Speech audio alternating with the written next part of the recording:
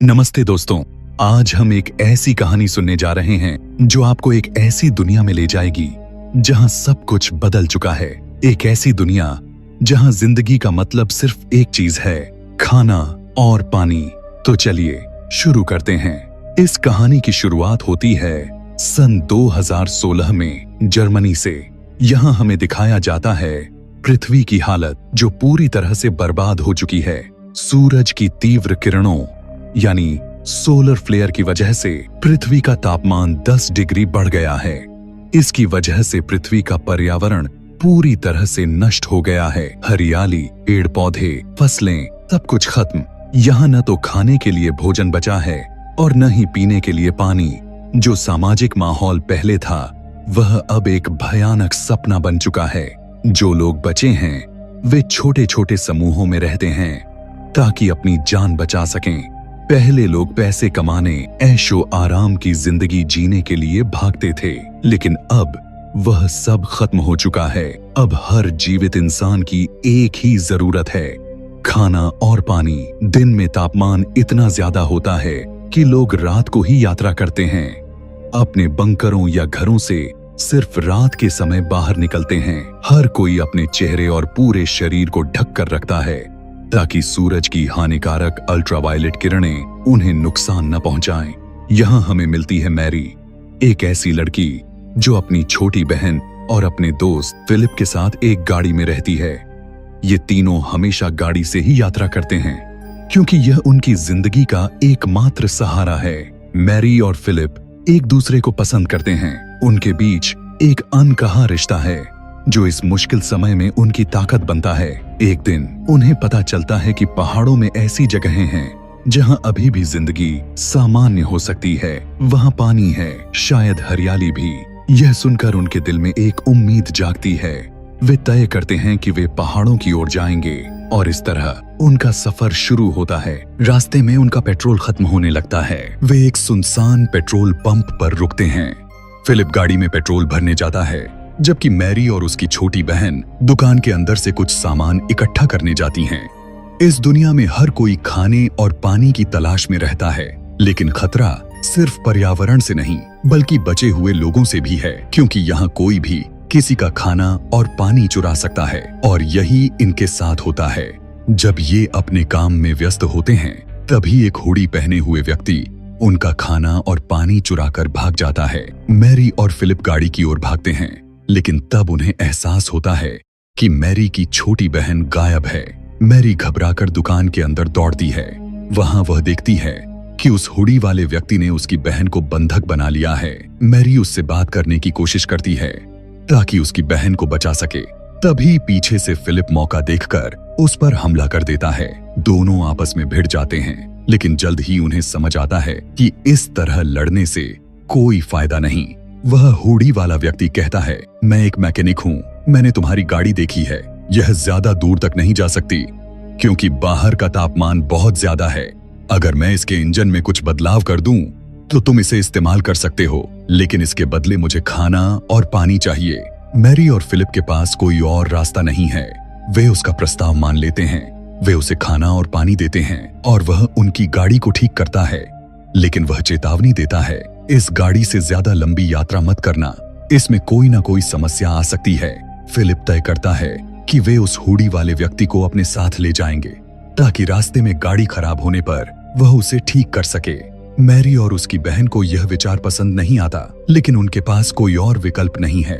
और अब ये चारों, मैरी, उसकी छोटी बहन, फिलिप और हुडी वाला व्यक्ति पहाड़ों की ओर निकल पड़ते हैं। लंबा सफर तय करने के बाद वे एक ऐसी जगह पहुंचते हैं जहां रास्ता बंद है। वहां एक विशाल धातु का ढांचा पड़ा है। पहले वे इसे हाथ से हटाने की कोशिश करते हैं, लेकिन यह इतना भारी है कि हिलता भी नहीं। फिर वे गाड़ी में रस्सी बांधकर उस ढांचे को खींचते हैं। कड़ी मेहनत के बाद उनका यह तरीका काम करता है और वे रास्ता साफ करके आगे बढ़ते हैं। कुछ दूर जाने पर उन्हें एक गाड़ी दिखती है जो खाई में गिरी हुई है। उन्हें लगता है कि उसमें खाना और पानी हो सकता है जो उनके लिए बहुत जरूरी है। फिलिप और हुडी वाला व्यक्ति नीचे जाने का फैसला करते हैं। वे गाड़ी तक पहुंचते हैं और वहां सचमुच कुछ खाना और पानी मिलता है। फिलिप वॉकी टॉकी से मैरी को बुलाता है, मैरी, यहाँ पानी है, लेकिन इसे ऊपर ले जाने के लिए हमें एक बड़ा डिब्बा चाहिए जो गाड़ी में है। तुम्हें उसे लेकर नीचे आना होगा।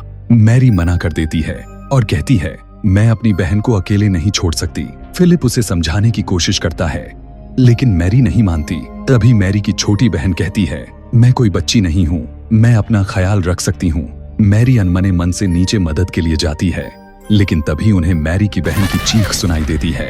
तीनों ऊपर की ओर भागते हैं। रास्ते में मैरी का पैर फिसलता है और वह बेहोश हो जाती है। जब मैरी को होश आता है तो वह खुद को अकेला पाती है। कुछ दूर चलने पर उसे हुडी वाला व्यक्ति मिलता है। वह बताता है, जब हम गाड़ी तक पहुंचे तो वहां बहुत सारे लोग थे। ये लोग बहुत खतरनाक हैं। इन्होंने जानबूझकर हमारे लिए जाल बिछाया था। ये लोग इंसानों को मार देते हैं और अपनी भूख मिटाने के लिए कुछ भी कर सकते हैं। इसीलिए हम तुम्हारी बहन को नहीं बचा पाए। अब कहानी आगे बढ़ती है। मैरी को फिलिप मिल जाता है। वह उससे कहती है, मुझे अपनी बहन को बचाना है, हमें उनका पीछा करना होगा। लेकिन फिलिप कहता है, यह बेवकूफी होगी, हमें पहाड़ों की ओर जाना चाहिए जहां पानी मिल सकता है। दोनों में बहस शुरू हो जाती है। तभी हुडी वाला व्यक्ति कहता है, देखो, जंगल के बीच से धुआं उठ रहा है। इसका मतलब है कि जिन लोगों ने तुम्हारी बहन को अगवा किया है वहां हैं। वे उस जगह पहुंचते हैं जहां कुछ लोग आग जला रहे हैं। वहां मैरी की बहन है जिसे जंजीरों से बांधा गया है। वे एक योजना बनाते हैं। मैरी गाड़ी को स्टार्ट करेगी। जैसे ही गाड़ी स्टार्ट होगी, हुडी वाला व्यक्ति एक बोतल बम फोड़ेगा जिससे सारे लोग उस ओर जाएंगे। उसी समय फिलिप मैरी की बहन को आजाद करके गाड़ी तक ले आएगा। योजना के अनुसार मैरी गाड़ी स्टार्ट करती है, लेकिन एक सर्वाइवर को शक हो जाता है। वह गाड़ी की ओर बढ़ता है। तभी हुडी वाला व्यक्ति बोतल बम फोड़ देता है। सारे लोग धमाके की ओर चले जाते हैं। फिलिप मैरी की बहन के पास पहुंचता है, लेकिन वह डर जाता है। वह उसे आजाद किए बिना भाग जाता है। तभी एक आदमी उस पर हमला करता है, जिससे उसका पैर घायल हो जाता है। फिर भी वह किसी तरह गाड़ी तक पहुंच जाता है, जहां मैरी उसका इंतजार कर रही होती है। वह मैरी से कहता है, हमें यहाँ से जल्दी निकलना होगा। दोनों भाग जाते हैं। रास्ते में फिलिप बताता है, तुम्हारी बहन अभी भी उनके कब्जे में है, हम उसे नहीं बचा पाए। मैरी अपनी बहन को बचाने के लिए वापस जाना चाहती है, लेकिन फिलिप कहता है, अगर हम वहां गए तो हमारी जान खतरे में पड़ जाएगी। मैरी किसी भी कीमत पर अपनी बहन को बचाना चाहती है। वह अकेले निकल पड़ती है। एक रेलवे सुरंग में उसे अपनी बहन का बैग मिलता है, जिससे वह समझ जाती है कि उसकी बहन को उसी रास्ते से ले जाया गया है। तभी फिलिप वहां आता है और माफी मांगता है। वह कहता है, मैं तुम्हारा साथ दूंगा, लेकिन उसका पैर बहुत घायल है। मैरी कहती है, तुम यहीं रुको, और वह अकेले आगे बढ़ जाती है। मैरी एक चर्च में पहुंचती है। वह इतनी थक चुकी होती है कि उसे नींद आ जाती है। जब उसकी आंखें खुलती हैं, तो उसके सामने एक औरत होती है जिसका नाम एलिजाबेथ है। मैरी डर जाती है, लेकिन एलिजाबेथ कहती है, तुम्हें मुझसे डरने की जरूरत नहीं।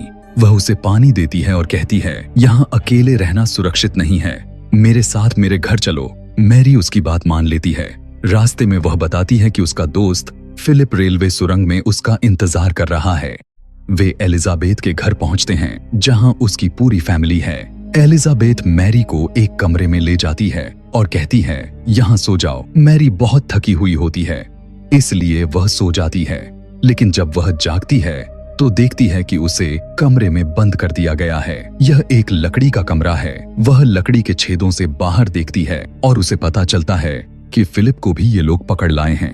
ये वही लोग हैं जिन्होंने उसकी बहन को अगवा किया था। एलिजाबेथ मैरी के कमरे में आती है और कहती है, हम लोग दूसरों को पकड़कर यहाँ लाते हैं ताकि अपनी भूख मिटा सकें और जिंदा रह सकें। वह मैरी को एक नीली ड्रेस देती है और कहती है, रात को डिनर पर मिलते हैं।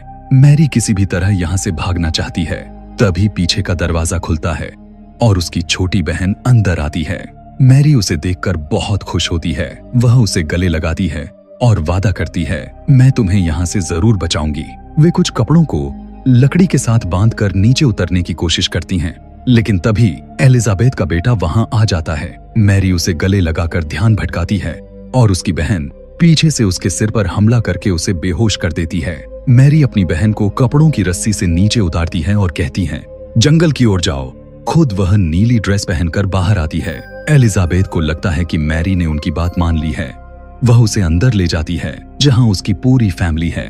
मैरी को खाना दिया जाता है लेकिन वह उसे नहीं खा सकती। वह खाना फेंक कर भागने लगती है। एलिजाबेथ का बेटा जो अब होश में आ चुका है मैरी को पकड़ लेता है और एक कमरे में बांध देता है जहां फिलिप पहले से है। वह फिलिप को मार देता है और चला जाता है। मैरी चाकू से अपनी रस्सी काटती है और एक दूसरे कमरे में जाती है। वहां उसे कई बंधक मिलते हैं जिनमें हुडी वाला व्यक्ति भी है। दरवाजा खुलने पर सभी भागने लगते हैं। मैरी जंगल में जाती है जहां उसने अपनी बहन को भेजा था। वहां वह देखती है कि एलिजाबेथ और उसके बेटे ने उसकी बहन को फिर से पकड़ लिया है। एलिजाबेथ कहती है, मुझे लगा था कि तुम सबसे अलग हो। मैं चाहती थी कि तुम हमारी टीम में शामिल हो, लेकिन तुम भी बाकियों जैसी निकली। एलिजाबेथ मैरी की ओर बढ़ती है लेकिन मैरी उस पर हमला करके उसे घायल कर देती है। एलिजाबेथ का बेटा अपनी मां को बचाने आता है। मैरी इस मौके का फायदा उठाकर अपनी बहन को आजाद करवाती है और वहां से भाग जाती है। जल्द ही हुडी वाला व्यक्ति भी उन्हें मिल जाता है। ये तीनों आसमान की ओर देखते हैं जहां पक्षी उड़ रहे हैं। इसका मतलब है कि यहाँ जिंदगी है। लेकिन जब वे घाटी की ओर देखते हैं तो वहां सिर्फ बंजर जमीन दिखती है। फिर भी उन्हें इस बात की राहत है कि यहाँ कुछ पानी जरूर है, लेकिन वे नहीं जानते कि वे यहाँ कितने समय तक जीवित रह पाएंगे। इसी के साथ इस कहानी का अंत होता है।